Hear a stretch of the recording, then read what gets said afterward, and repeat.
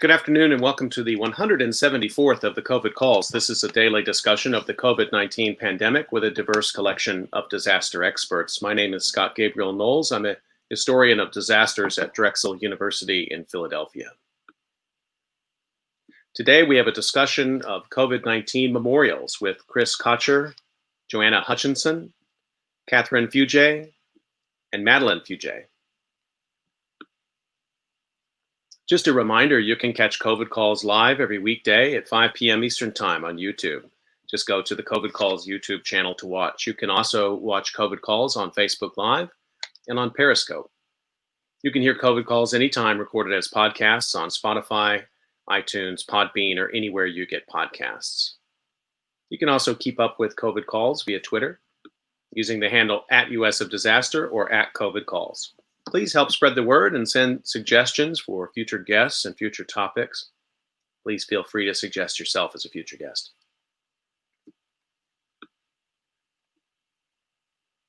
As of today, November 20th, 2020, there are 1,365,612 deaths from COVID-19 globally, according to the Johns Hopkins University Coronavirus Resource Center.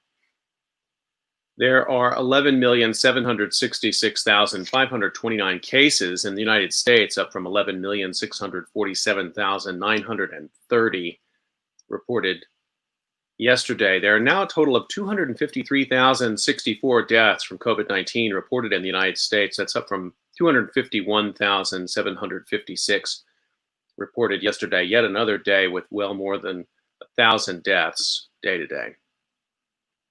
As a way to bring some humanity to the numbers, I've been reading a life story or a story of advocacy for those impacted by the pandemic in some way, and I'd like to continue that now.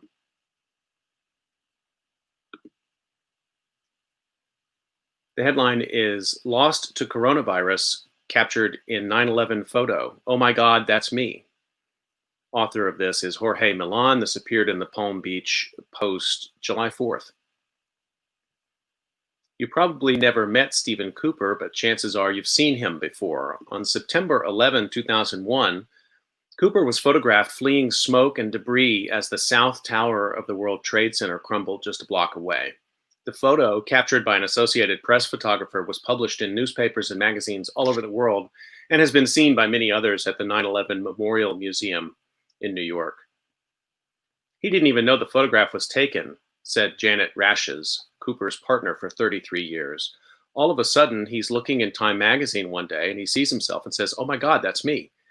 He was amazed, couldn't believe it. Cooper, an electrical engineer from New York who lived part-time in the Delray Beach area, died March 28th at Delray Medical Center due to coronavirus. He was 78. Rashes said Cooper was on his way to deliver documents near the World Trade Center, unaware of exactly what had taken place that morning, when he heard a police officer yell, "You have to run." The photo shows Cooper at the age of 60 with a manila envelope tucked under his left arm and several other men in a desperate sprint as a massive wall of debris from the collapsing tower races up behind them. Cooper managed to escape into a nearby subway station. Every year on September 11, he would go looking for the magazine and say, "Look, it's here again," said Jessica Rashes, Cooper's 27-year-old daughter. He would bring it to family barbecues, parties, anywhere he could show it off.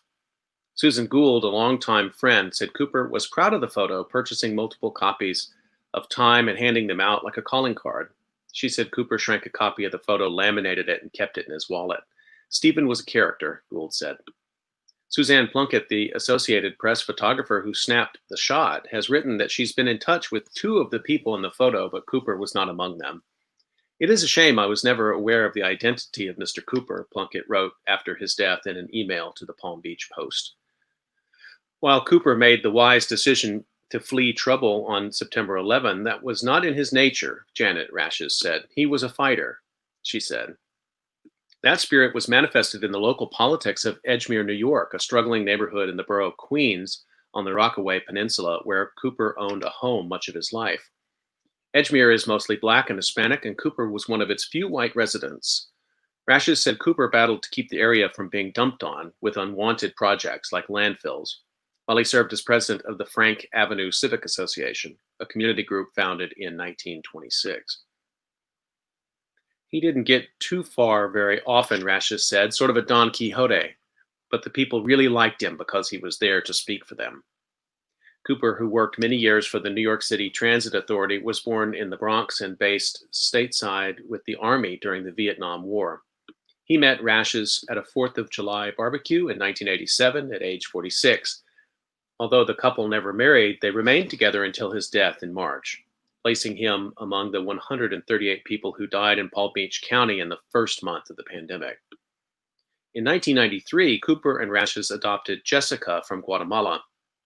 Rashes said Cooper had dealt with health issues after a fall last year, eventually needing brain surgery in October. He spent more than 2 months hospitalized or in a rehabilitation center after surgery. Cooper began having more health issues in early March after joining Rashes at their apartment in the Kings Point community of Delray Beach. At that point, the coronavirus was being spoken of, but the people at the hospital weren't wearing masks, Rashes said. Cooper was originally diagnosed with chronic obstructive pulmonary disease. Paramedics picked him up on March 23rd, Rashes said. That's the last time I saw him. He died 5 days later.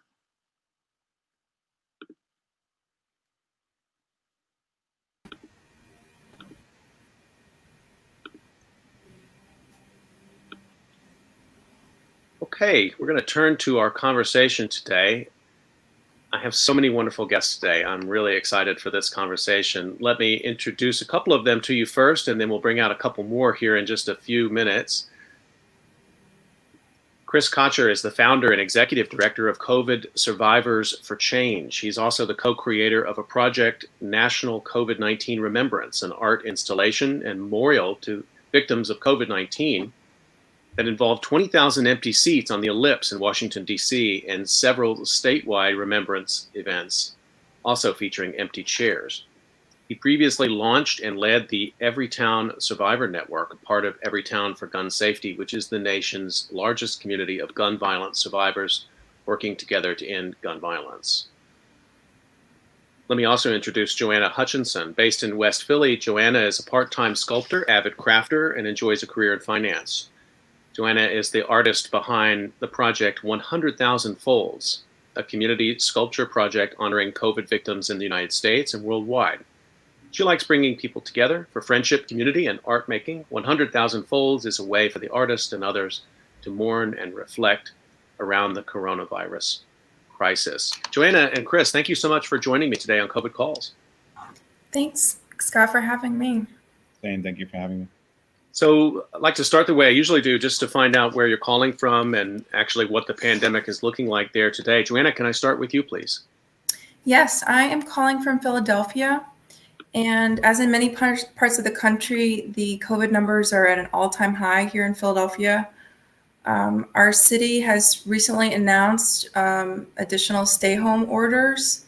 They've closed indoor dining in restaurants, and high schools and colleges have gone completely online. We also have indoor gatherings are not permitted at this time. So we're really under some new restrictions, which I am relieved to hear about because the numbers are just skyrocketing. One of the things I'm going to talk with everybody about, but ask you first, Joanna, just based on what you were saying, it seems like it must be so hard. I mean, you're building a social network to do an art project. You've done that entirely from your home? I have. I have been. So my project is called 100,000 Folds. It's a collaborative origami sculpture project whereby participants are folding origami units to represent the first 100,000 COVID deaths in the United States. This project has been a huge undertaking for me, and I'm doing shipping paper to participants nationwide and throughout the world. And yes, I have done it all from my home here in West Philly. I have had a few volunteers that have helped me out on my porch But as it's getting colder, and the COVID numbers are just so high, I have, really shut down who I'm seeing, even from a distance. So it's getting harder to keep going. Well, thank you for that. We're going to find out much more about that project in a second. Let me bring Chris in. Chris, where are you calling from, and how's the pandemic there? Sure. So I'm calling from Sunnyside, which is in Queens, New York City. So, and part of the reason why I wanted to start COVID Survivors for Change is just because my community and so many of the families in my neighborhood were really devastated by the pandemic and that first initial awful wave back in March, April, and May. And so, we've really adapted. And we're seeing the numbers spike here as well, like everywhere else. Thankfully, they're not as severe, I think, as some of the other places across the country, and certainly less than it was earlier this year, but still, concerning and terrifying. And, thankfully, I think people are adjusting their behaviors. So far, so good. One of the things that so many guests I've talked to from New York, they will just offer the harsh reminder of the sounds of the ambulances from March and April. Are you back to that now? No, I don't, I really hope that both between the additional knowledge that we have now with our, government, the state and local government, staying further ahead of the curve this time around, and people just being more aware of the consequences and how deadly and disruptive this is. I hope that we don't go back there. It was a terrifying, terrifying time. And, I live on, my bedroom overlooks one of the, not major streets, but one of the more main thoroughfares in my community. And it was just day and night and terrifying. And, you live in New York, you're used to noise. My daughters sleep through ambulances, kids screaming outside the window. We're used to a lot of noise here, but I don't think I will ever forget what that sound did like and how frequently it sounded throughout the day, and more importantly, throughout the night. I lived in Astoria, Queens, for years and years, so I know exactly where you are and can picture it entirely. And there's a hospital in the center of that neighborhood, and I've thought often about the toll on that neighborhood and in that hospital. Chris, let me stay with you first. Can you tell me a little bit about the COVID Survivors for Change, how you got the idea? Yeah, sure. So like I said, I saw firsthand the families in my neighborhood that have been impacted. Thankfully, I have not been impacted myself or anyone in my immediate family, but I, certainly know, families in the neighborhood. And like I said, just hearing and seeing how many people had been impacted. But prior to this, I worked for close to a decade with survivors of gun violence, like as you mentioned, with the Everytown Survivor Network.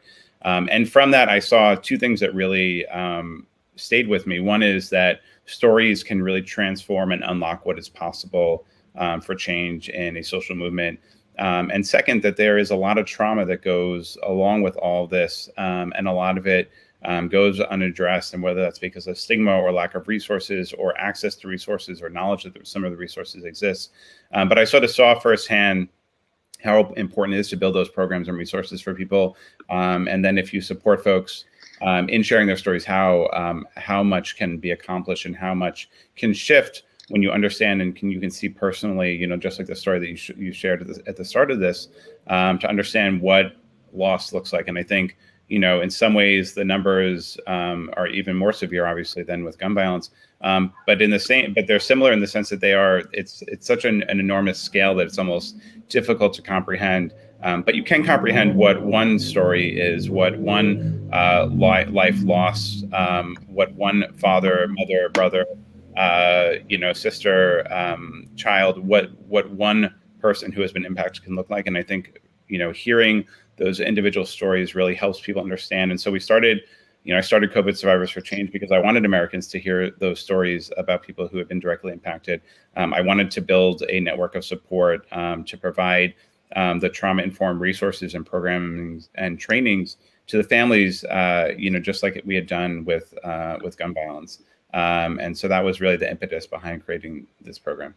So it's interesting to me, the news stories and the art projects you've been doing with the Empty Chair is evocative, of course, of people who've died, but the organization is held together by this idea of the wisdom of the survivor. which Yeah, and I think I think that I think that and from gun violence, right? We people going back 10, 20 years, the language that was used was around being someone as a victim, right? That was what in the gun violence space you're a victim. Even that's what some of the language that is written into federal statute. And in working with families who have been impacted, they really said, we want to take a more empowered stance. We want to take control of this awful thing that happened to us by speaking out, by advocating for change. And so that was how we landed on survivor. And so when we say survivor, we mean someone who has been impacted, whether that is in the gun violence space, someone who even has witnessed an act of gun violence, has been wounded themselves, or has had a loved one taken. And that's similar here, which is that if you have had if you've been seriously impacted by the pandemic and you are living with serious after effects, you've lost a loved one, this is an organization that is here for you and to lift up all those stories. And I think sometimes, we tend to hear a certain kind of story. It's this narrative that we hear over and over, or that narrative.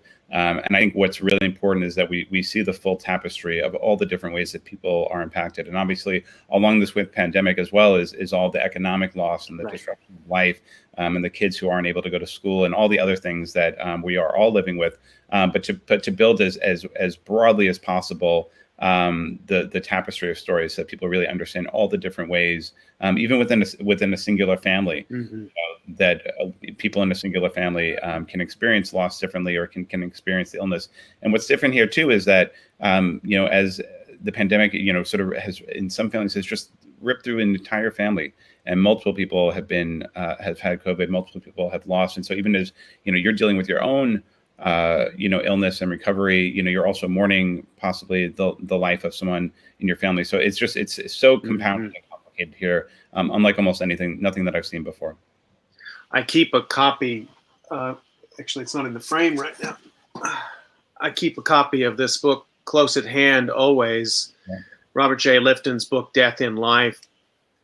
Robert's been a mentor to me, and he was a guest on COVID Calls, and he's one of the many people who's written powerfully over the years about what he's called the wisdom of the survivor. He wrote about survivors of Auschwitz. He wrote about Hiroshima survivors. And I wonder, sort of bring in one of Lifton's key observations, which is there is a special knowledge that survivors have, which sometimes they keep hidden and buried in themselves because there may be social stigma attached. At other times, they become spokeswomen, and they become central political figures in their time. It's probably too early to say, but your organization and the people you're interacting with fit very much into that narrative and that analysis that Lifton has put forward with us to think about. Yeah, and I think that you start from a place of what do people want to share about what they have experienced, and that's the most important, right? It's their story, it's their authentic voice, and so I view my role here is simply to support them sharing their story, elevating their voice, whatever feels true to them. And so for some people, that can be, speaking out in public speaking. For others, that can look differently. For some people, running for office. There's a whole gamut and whole slew of different ways that people find their voice. But for me, that most powerful moment is when you see someone begin to understand that their voice carries more power than they thought or they assumed. When they realize that people are listening to them.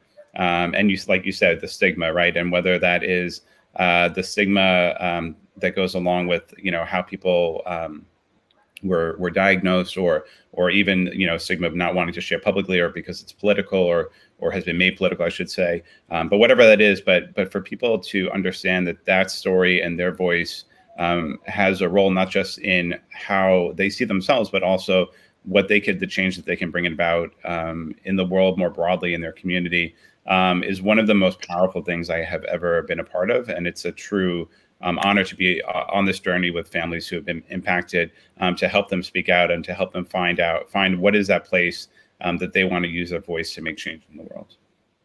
So Joanna, just to bring you back into this, can you tell us a little bit more of you? We just started to talk at the beginning about, the project. Say a little bit more about the scale of it and how it came to you. Sure. So I started 100,000 folds in May when the COVID numbers were reaching 100,000 deaths in the United States. And it was kind of a dark, quiet time, I think, for me and for many people. And I felt like I was in mourning, although I'm not impacted personally in my immediate family by COVID. I just felt like this was a, uh, I'm I'm stumbling here because it's just such a big feeling, but I just felt like the COVID deaths reaching 100,000 was so grand and so great that I couldn't understand it Hmm. in a way.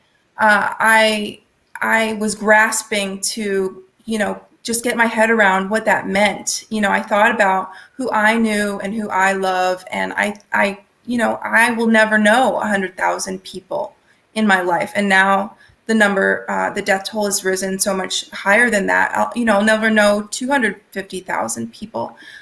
So I really wanted to find a way to understand the gravity of the situation and understand the gravity of this death toll here in the United States and also worldwide. So that's why I started the 100,000 folds. I wanted to do something to remember each of those people, those first 100,000 people, something to honor them, something symbolic of their suffering and the suffering of their loved ones.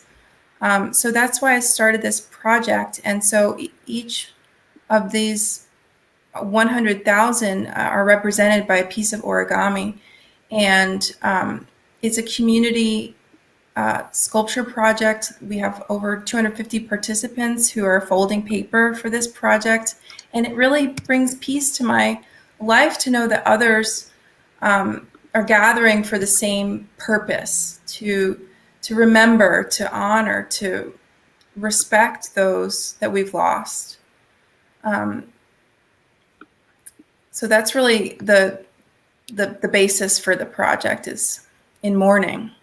Well, I want to find out a little bit more from you about the craft of it. Was this already origami? I mean, you're an artist, so it was already a practice you were doing, but then you decide to take on the idea that you're going to train 100,000 people to fold. I mean, there's such a strong collectivity in that, which is so moving, but that's a lot of work. It is, and I chose a simple design for the origami. I'll show you one. It's a small triangle unit. And I learned how to make these units a few years ago, and I just considered them very beautiful and also something that I thought many people could learn how to do. So I set out to spread the word for the project and teach my friends and family how to make these units, but really it's turned into something that has united me with so many people across the world in different artist communities, paper communities, and then just people that are impacted by the virus. I get people who participate and they want to honor their loved ones. So it's really wonderful. The project also brings to mind Sadako Sasaki, the story of a Japanese atomic bomb survivor who died. You and I were talking before the broadcast. She died in 1955 at age 12. Can you say a little bit about her story and how that tradition informed you? Sure. Yeah, I read Sadako and the Thousand Paper Cranes as a child, and of course I set out to fold 1,000 paper cranes myself as a little girl, and I just find that origami is very beautiful, and there's something wonderful about it, that it's simple, it's kind of rhythmic to make the folds, and it's just something that I really enjoy, and I thought that others would find solace in it as well. I'm going to bring in our next guests now, and let me introduce them to you. Hi. Hi, this is Madeline Fugé, who is 13 years old, an 8th grade student at the Buckley School in Sherman Oaks, California. And let me just tell you a little bit about Madeline. When she was in 7th grade, she was given a community action project with the theme Young Changemakers in a COVID-19 World.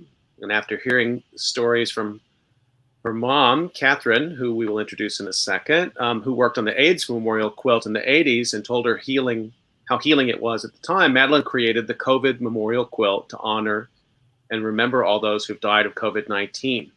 Word's been spreading about the COVID Memorial Quilt, and Madeline has now received over 100 memorial squares from the US and from around the world, and a big article in National Geographic that came up, I think, today or yesterday, which also profiles her work. And let me also introduce Catherine Fugé, who's a screenwriter best known for creating, writing, and executive producing the TV series Army Wives. She was honored to work with First Lady Michelle Obama and Dr. Jill Biden on the Joining Forces campaign, shining a light on the sacrifices of our military families. Catherine served 8 years on the board of directors of the Writers Guild of America West, and she is Madeline's mom. Welcome, Madeline, and welcome, Catherine, to COVID Calls. Thanks for making time and running straight from school, Madeline? Yes, I just got out of school a couple minutes ago. And is that like in the other room, or is that, do you actually go get a chance to go to school? No, I don't get a chance to go to school just yet. My school is down the hall. I can completely 100% sympathize with that. At my house, we have I run a podcast studio and a history department out of one room. I have one son in a 3rd grade in another room, and another in 7th grade in another room, and we have a ping pong academy out in the garage in the back. Madeline, tell us a little bit about your project. Well, the COVID Memorial Quilt is something to help people heal because of the pandemic, there's been no opportunities for public mourning. So people haven't really had a chance to have funerals or just like really accept these people are gone. So the quilt is really just to help people heal through this entire pandemic and quarantine.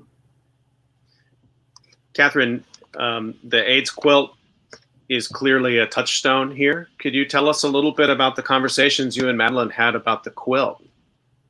Sure. First of all, thank you for having us. And Chris and Joanna, your stories were both very impactful to me. And I just applaud you and thank you for what you're doing. It's nice to know that there's so many helpers, as Fred Rogers would say. It's always look for the helpers. What I did is I worked at the AIDS Memorial Quilt in my early 20s. I was a young social justice activist, and we felt people weren't listening or honoring so many deaths. So we found a way to get attention. But it was also pretty magical at the time by making someone's name and making them real and remembering this piece of fabric is a person who had a family and people who loved them. And that helped us at the time. And when she received her assignment for the Community Action Project, there's many things you can do, but she was struggling with an idea. She's a sewer, she's an artist herself, she creates clothes, she's a costume designer. And I said, well, one thing we did in the 80s was this quilt. And she immediately latched onto it and said, well, why don't we do that? Why do we do that? So we did reach out to the AIDS Memorial Quilt. There's a board, and we spoke to Cleve Jones, who is the creative founder of the quilt. He had a private phone call with Madeline, and it's up to her to reveal that conversation. But what he said to me is, he's a man in his 60s now and still an activist, and he said it's just very moving to know that work I did back then has affected a 13-year-old girl, and she's carrying that torch forward. So, Madeline, do you want to tell us a little bit more about that conversation? I've have a great desire to have Cleve Jones come on COVID Calls, and I'm still working on that. But I obviously understand why he would want to talk to you as a young person, because young people right now, and from my point of view, are carrying this country. I think they're demonstrating the the kind of courage that we all need to take a cue from. You want to tell us a little bit about what that discussion was like? And I also want to hear like who can participate and how. Well, it was a very wonderful discussion. He has a great sense of humor, and it was really nice to talk to someone who had actually done something very similar to what I'm doing now. So it was almost like having a mentor to talk to and ask for advice. So, Madeline, tell us a little bit about the dynamics of the project. Does somebody have to know how to quilt to participate? Because that would leave me out, unfortunately. No, you can still participate. It's okay. You don't have to know how to sew to make a panel. Really, the panel can be made from anything that's fabric. It can be made from the person's favorite T-shirt. It can be like a flag. You can even just take like a piece of cloth and draw on it and draw like pictures or write words that represent that person. It can really be anything. So then people send you the squares and you're assembling them? Yes. Where do you do that? Down the hall. Okay. Well, what do your friends think about this project? Well, quite honestly, I don't really talk to my friends very often about the project, but I do know they support me. Oh, there we go. We've seen a little bit of you want to show us what the panel looks like? This is what an example is, just a piece of material that someone with a Sharpie just colored and drew on things to represent the person that they've lost, things they liked, who they were. Then you have someone who obviously does know how to embroider. And we also have pictures like this where this man who's being honored, James, you know, he obviously was a baseball fan. He was in the Air Force, the names of his children. So people find all sorts of ways to represent someone they love. We even have people who have printed out a picture of them and made an iron-on, which you can buy at a store. You just take a photo, iron on the photo. Here's a cleaner example of that, in that it's just one big photo of this beautiful woman who's been lost. So that's what we're saying as far as you don't have to know how to sew. We've had people actually send us a letter saying, this is who they were. Can you do this for me? And we know that they're grieving and they're in pain. And we're so happy to take that up and go from there. And Madeline's going to create it from scratch for them based on things they've told her. That's great. Wow. Well, more questions for you in just a minute. I want to come back to Chris for a second. Something that Madeline said really struck me, Chris, which is one of the main themes we're grappling with this year. Not only the scale of it, and that's what Joanna was talking about, just how do you come to grips with 100,000, 200, 250 and more. But we live in, I don't know how to say this, we live in strange political times.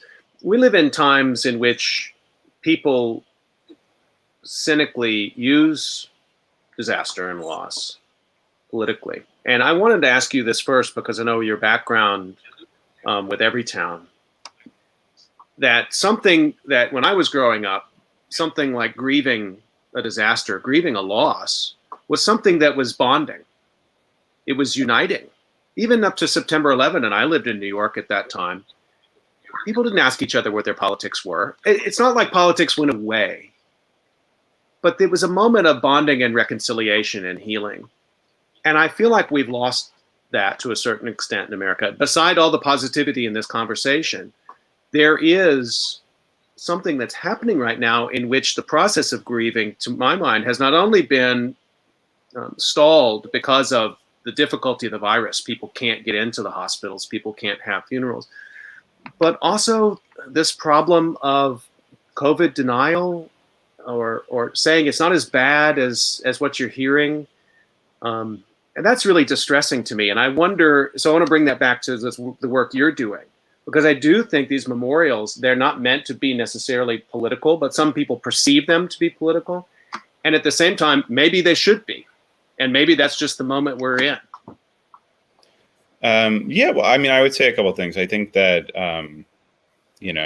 we certainly live in exceptional times. I hope it's temporary. People seem to be sort of permanently in their corners. but I was in New York City also on 9/11.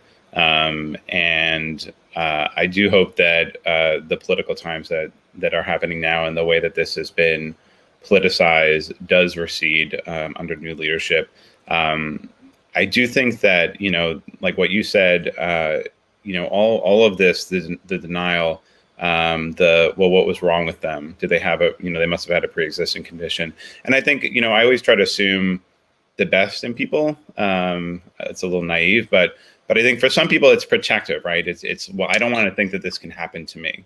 I don't want to think that this enormous thing, I think back to my experience in gun violence, right? There must have been something that, you were unlucky and were impacted by gun violence, and we're both living our lives and that hasn't happened to me. And it has to be something that you're doing and something that I'm not doing, because that's almost mentally protective for people.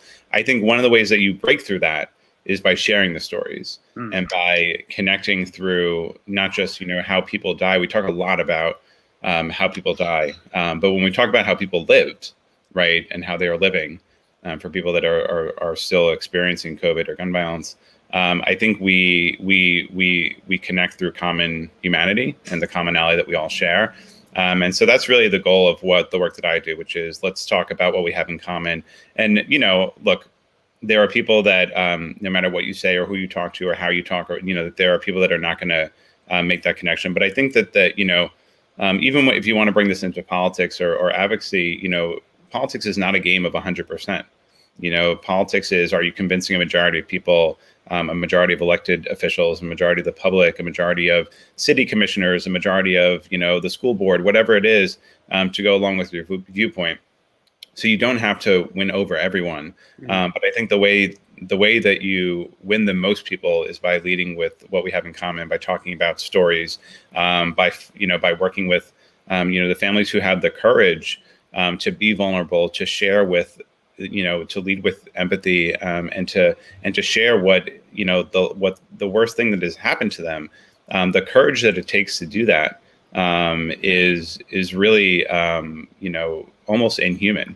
And so, let's start and sit in that space, which is people are sharing, they're grieving, they've lost something, and they are tapping into themselves and tapping into their family and tapping into their community to share that in a way that we can forge a better and stronger future. And that will reach some people, it won't reach everyone, and that's okay. It's not, not say it's not okay, but I think we need to focus on the way that we can actually connect and bring people into that common shared purpose.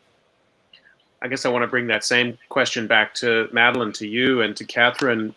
At the time that the AIDS quilt started, we were not having an open discussion about suffering from AIDS in the United States. And I feel like right now we're not having as full of a discussion about COVID suffering as we should have.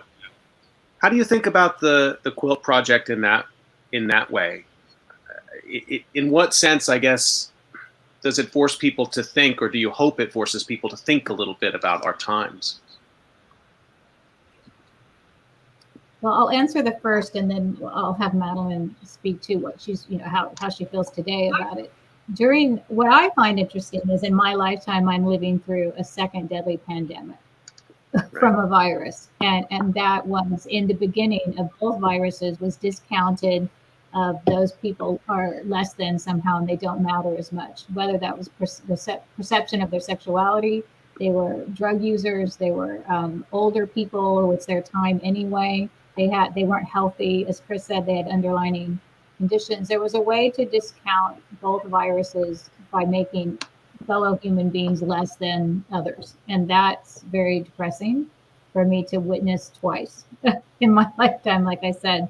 What I think is about the political statement of it, working on the AIDS Memorial Quilt was undeniably a political statement. We were trying to get attention to our cause. We were trying to make it not the gay disease or the drug user's disease. We were trying to say this is disease that can affect anybody.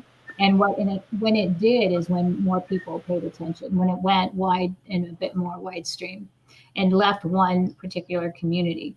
With COVID, we have been asked questions about, is this a political statement? And, as we learn, even reading the letters, there's no politics in the virus. It's a virus. It has no political agenda. It doesn't ask what your politics are when it infects you. But some of the most memorable moments are reading letters from nurses. We had a letter from a nurse saying, I spend my last days holding someone's last days holding their hand while they're dying. I don't ask the dying person's their politics, and they don't ask mine. We're just two human beings there for the last minute before someone's light goes out. And I'm the person who has to hold that, and their own family and friends can't be there for them in the room. And that's very meaningful. So it's a reminder that no one asks an emergency. In 9/11, no one's asking your politics when they're trying to get you out of a burning building. Right. Hurricane Katrina, no one's saying, I'm only going to save people on the rooftops that have my politics. People come together in emergency. And I think for us, we're hoping that'll happen again. But Madeline can ask specifically to the quilt. You think I already answered it? Yes. I'm so sorry. Because You did a wonderful job. Well, but I just wanted to follow up with Madeline on that, because that back what I was saying earlier. I mean, in recent years, I mean, the progress that much of the progress that people had thought was impossible, we'd reached an impasse on climate change discussion, and then here comes Greta, and the March for Our Lives movement around gun control and gun violence was led by high school students.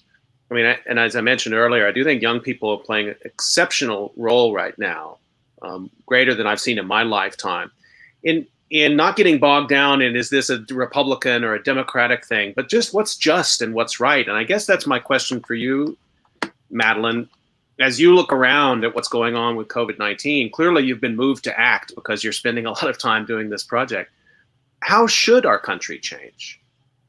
I'm taking notes because when I ask young people this question, I think they have the right answers. Well, big question. I can't tell people how to react to a pandemic, but I can say that it is a pandemic that is worth noting because it is dangerous and it does exist. And I'm sorry, I'm not really exactly sure how to answer your question. It's a very good one, though. Talk about the humanity. Who are we if we don't have the humanity? Okay, that's actually a good idea. Thank you. I guess another way to look at it is that the more we sort of just push aside the amount of people who have died from this virus, the more we begin to sort of lose our humanity of it. And we kind of just forget that these are real people. Well, thanks for that. Joanna, let me bring this to you and talk a little bit about, again, if you want to comment on anything that's just been said. I think that you're absolutely right, Madeline, that we have to, remember each other as people and humble ourselves to our humanity. I think that's really the point of many of these projects, is to remember that we're all the same in a way, and we want to be unified in remembering our loved ones and those who we've lost. I think that it's really the point in many of these ideas. And I agree that although these projects may seem political at times, and they may be political, I think when it comes to COVID, people are dying, and we need to remember them, and we need to do better in the future. I think as our nation, I'm disappointed as to how things have gone with the pandemic, and it saddens and angers me to know that so many have died, in my mind, so unnecessarily. Joanna, you're aiming for 100,000 individual origami pieces. Can you give us an update on where you are with that, and then also what will it build to? So that's a great question, Scott. I have sent out about 100,000 pre-cut pieces of red paper. The project is in the color of red, and I have received back folded units from about 65 participants, which I'm estimating is about 50,000 units so far. I'm still cataloging them and measuring them to see how many I have. I get shipments almost every day from participants, and their boxes full of folded origami. It's really wonderful to see the project coming How does together. that work? You mean it lands at your doorstep, or? Yeah, I here, I'll show you one I have next to my desk. I open the mail and I have these boxes. Oh, They're come full on. of That's origami. amazing. And I have dozens of boxes all over the house just full of these. Some people stack them beautifully. Some people put them in little baggies, but many times they just come loose. And it's really wonderful to see it come together. And then the next stage of the project is the sculptures. So each of these units, these origami, will be built together into two large vessel-shaped sculptures to be displayed to the public. The units have sort of build on each other. They have a slot on the top, and so you can build them sort of like I Legos. see. And so that is the plan: is to build two large sculptures. They're going to be about 6 feet tall, and I'm hoping to display them somewhere in Philadelphia. So then people who are undertaking this work are agreeing to fold. They're folding a lot. So you got people all. And do you have a sense of the distribution? Are they mostly in the Philly region, or are they all over the country, other countries? That's a great question. I have a few people pretty much everywhere. I have a lot of participants nearby, but also I have people that are folding paper in, I think it's 30 U.S. states and 5 international countries. Oh, great. So it's really throughout our world. It's really wonderful to see everybody coming together for this. I started this project and I thought I could get a few people to join, that would be interested in honoring the COVID victims, like in the same way that I was with origami. But really the response has been enormous and wonderful. I hope you get a chance to take them to Hiroshima. The Peace Park there does have the cranes, and they're brought there from all over the world. I mean, when we get a chance to break out and go places, I'm sure that your project will be received there with open arms. Oh, that would be wonderful. Chris, so I'm getting some of the logistics on these projects, and just looking at what you accomplished there on the Ellipse in Washington with the 20,000 chairs. Talk to us a little bit about that and how you do those in other cities, and how many more cities. What's the goal with all that?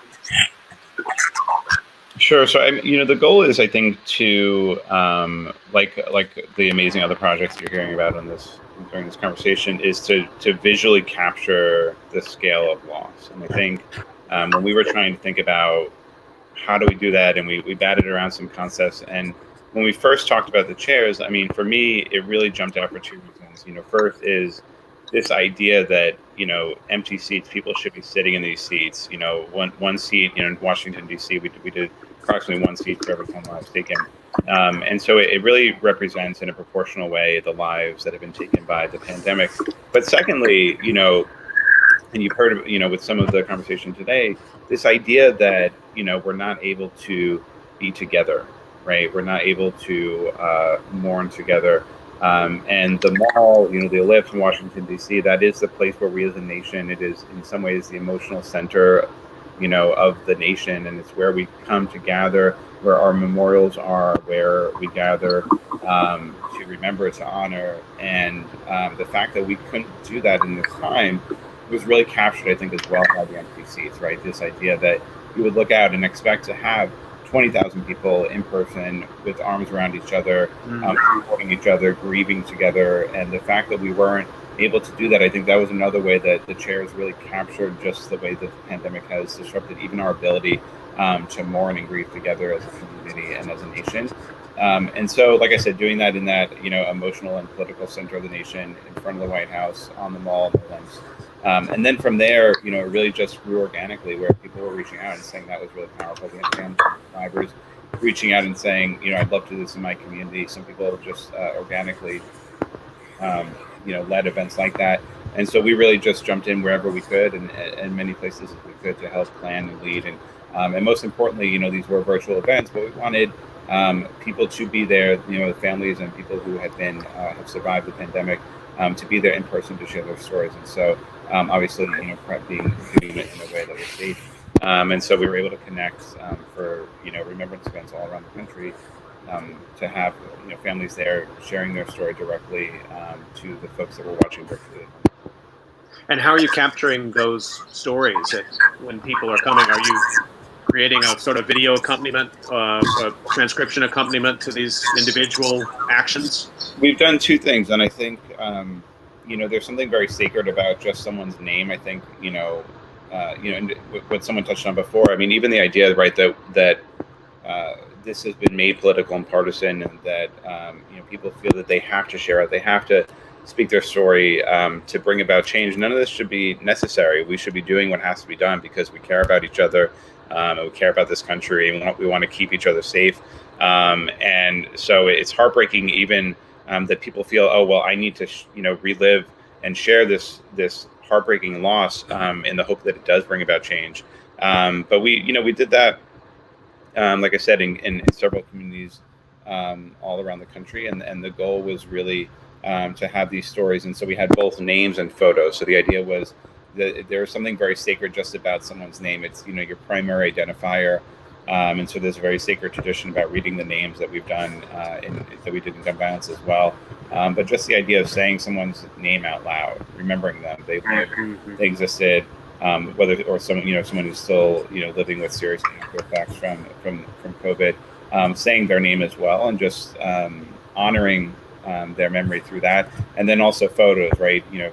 Photo is pictures worth 1,000 words. Seeing someone, and I think really that's where you get into what I said before, how people live their lives.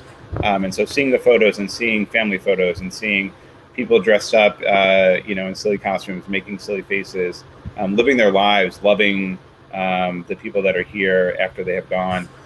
So we did it both by having a scroll of names and also by photo displays, so that people could both see the names. And I think, you see just the diversity all around the country, the name, the age, the place where they lived, and really capturing that this is happening in communities. Obviously, it's disproportionately impacting communities of color, but at the same time, this is impacting people all over the country. And like someone said before, it knows no political ideology or political party or anything like that. This is impacting and can impact people all across the country. How long does it take to set up 20,000 chairs? A long time. It took us about, I'd say, 7 or 8 hours. We actually did we put a camera up and did a time lapse to capture it. I feel like that's a beautiful labor. I mean, even thinking about that to me is really just very moving. The putting up and the taking down of the chairs. Yeah, and like what Catherine Madeline and Joanna said, there's something that's very beautiful about the labor that goes into remembering others, and even in some ways remembering people that you have never met, right? Mm-hmm. And helping people remember their loved ones, and that's really what, at the end of the day, people want to know, that those that have been taken by this pandemic, those whose lives are changed forever, that they will be remembered, that their memory will carry forward. And that's what we are all doing on this call. And this is the beginning, right? We are doing all of this when we are not able to be together. So my hope is that, that the empty seats, the empty chairs, in some way becomes one of the symbols of loss for COVID, in the way that all, the quilts and the folds can as well. But that we have a long way to go to truly honor the lives that have taken and changed forever, to really truly give people the space to congregate where we're able to be together safely, and to, recovering and healing from trauma and grief and loss. It's not a one and done. It's not you have an event, mm-hmm. You put up a chair, you do a fold, you do a quilt. It's a journey that I hope that everyone on this call and those that are listening can support the families over the next several years and even decades as we help them with that journey. You're each making me think of one of the most profound memorials that I've ever visited, which is in Ansan, South Korea. It's a memorial to the teenagers who died in the Sewol ferry disaster. You may remember several years ago, these were teenagers on their way to summer camp, basically, and the ferry sank and they died. And the classroom itself, their classrooms in their high school were preserved by their parents. And they literally took every desk, every chair, chalkboard, coat rack, and everything. And at every individual desk, the families and friends had made, and this makes me think of your work, Madeline, their favorite K-pop bands, their favorite foods, calendars, sports teams, individual mementos that brought something about the life of that person. But also the chair is empty. And there's something very, I don't have the right word. There's something about a classroom that's empty, because classrooms are special places. Yeah, and just classrooms are these vibrant, active, social communities, and it's a negative, right? It's the absence of the presence of something that is striking, and really hits you in the gut. Even just I feel that in my gut hearing you describe it. And the other thing about it that I find, and it's very resonant with what each of you are doing, is that those families didn't wait. In South Korea, they still haven't decided what the formal memorial to the Sewol ferry is. It's a fundamental rupture in their society, but they still haven't reached a point yet where a sort of a formal memorial can take place. And I think that's to me very impressive about each of your projects. None of you have waited around for the formal jury of COVID-19 pandemic architects to come together and design. And I'm sure someday there will be beautiful things in many cities, but you're just doing it. And I guess, Madeline, that's a kind of a question to you as we'll be wrapping up here in a second, but how long do you plan to do this? And when your quilt, I guess my question is, will your quilt be done? Is it an ever expanding project? How long do you plan to work on it? Well, really, since the numbers haven't stopped going up, this quilt project is never going to be finished until those numbers freeze, until those people stop dying. And it's just going to keep on going. It doesn't matter how long it takes. I hope that I can get every single person who's died from COVID-19 onto the quilts. Catherine, just to bring you in on that, I mean, we're at 250,000 plus deaths today. This project could go on for a while. The AIDS Quilt Project, I mean, I'm sort of constantly, when I'm speaking with you, I'm thinking about that ever expanding project. That's a potential with this, I suppose. I mean, people who don't die of COVID are still going to be impacted by it, just as Chris has been telling us. There's a lot of space in your project for expansion. Right. I don't think we think about that, quite honestly. When we started the project in April, when the assignment was given to her of the same year, when the same, I can't forget, last school year. The last school year, but last April, we were at, I think, 72,000 people had died of COVID at that time. And I remember so vividly, we were watching the evening news, and they said, well, the numbers tonight are 72,186. And it hit Madeline, and she just stopped. She goes, it's not numbers. They're people who died. Those are people you're talking about. And I think that to me was that almost like that moment when I made the commitment, we're doing this until, as long as we're needed, we're here. Because for her to recognize that we were when you dehumanize, you depersonalize, you make it over there, you turn them into a number. That event happened in another country or another state, or, you look at you were bringing up the beautiful exhibit that about the ferry. I mean, I remember going to the Holocaust Museum, and you're given a picture and that name, a person you follow through the exhibit, and you find out at the end, did you live or die? So to remember everything that has a personal story is what has the most impact. So the more we personalize these people, as we're all doing here on this call, and remind you that each number you hear every night, when you look at that number, that's not the lotto. That's not about winning the lotto. Those numbers up there on the screen are people, and each one of them had a family, and a story, and they had things they loved and things they didn't love so much, but they all lived and they were a part of our community. I mean, and this is one big community. And so to me, that's, if this is, we're doing this, until she's 30, we're doing it until she's 30.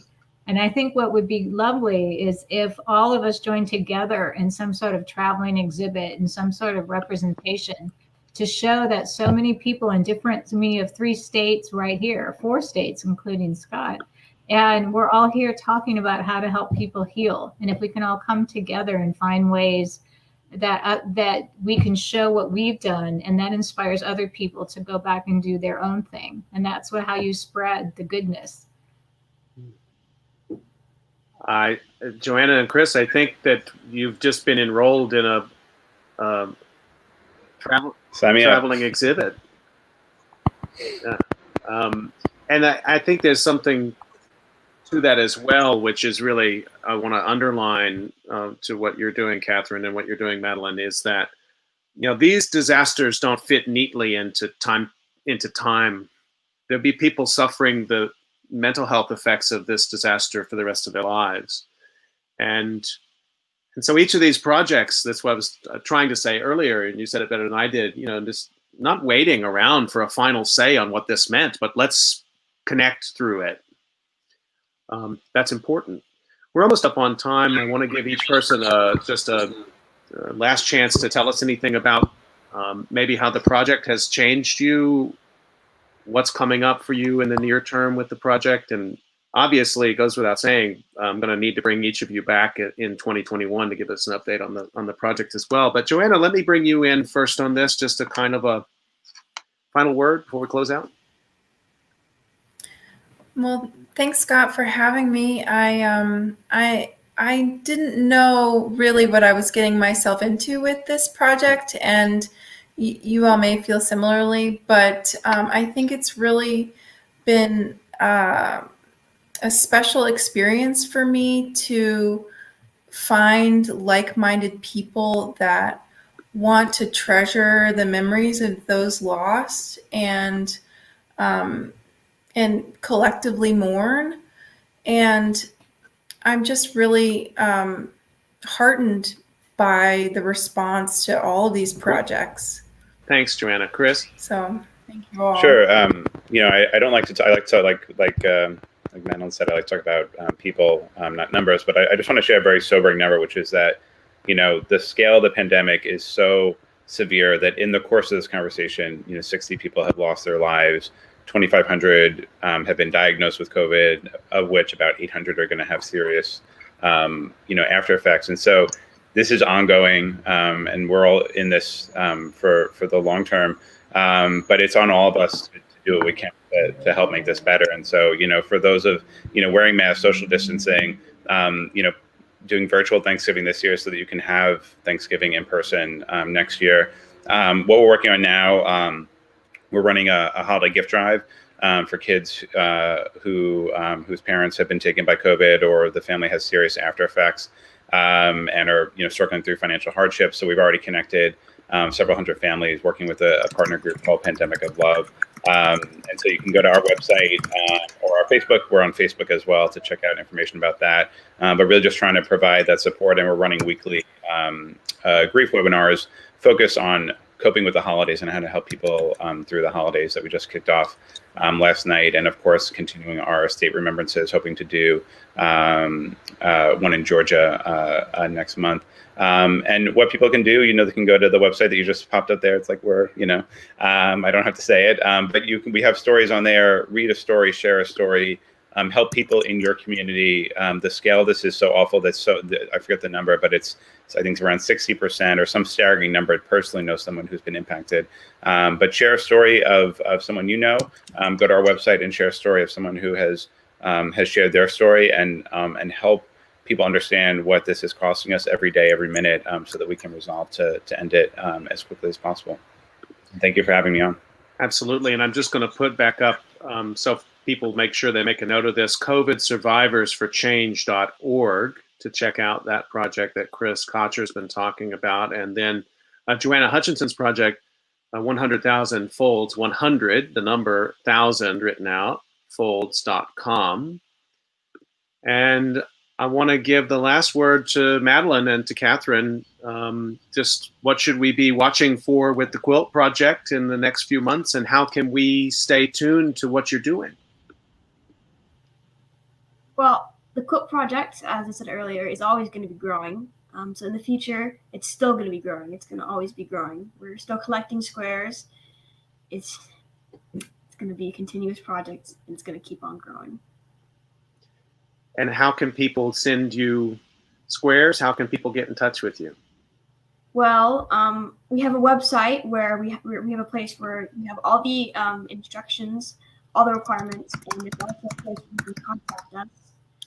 So that's where you can go to find out exactly what how big your square how big your square should be, the requirement, what some ideas, and also if you have any questions, there's a contact section, so you can go there. Once you give the name. Okay, Yes. so this is at covidquilt2020.com. Yes. And everybody has got to go and check out this website, because there we can actually see a picture of you doing the quilting, right? Yes. That's great. So the last thing I guess I would say is I just hope as we enter Thanksgiving week, we all just love each other a bit harder and we take care of each other. If we do that, we'll go a long way. Remember, we're all in this together. I want to remind everybody that you've been listening to COVID Calls, and you can catch COVID Calls every weekday, 5 p.m. Eastern Time. On Tuesday, I'll be back with a discussion with Yansil Kang, who I've had on before, and Halam Stephen, and they're going to be talking to us about technology and digital surveillance technologies to deal with the pandemic in Asia. So please do join me for that on Tuesday. And I just want to thank my guests today, Madeline Fugé, Catherine Fugé, Joanna Hutchinson, and Chris Kotcher, for their time, their creativity, their dedication, and just the inspiration that you're providing to people right now and their opportunities to cope with what's happening. Thank you all so much, and happy Thanksgiving. Thank you, Scott. Happy Thanksgiving. Happy Thanksgiving. Stay healthy, everybody. We'll see you on Tuesday, 5 o'clock.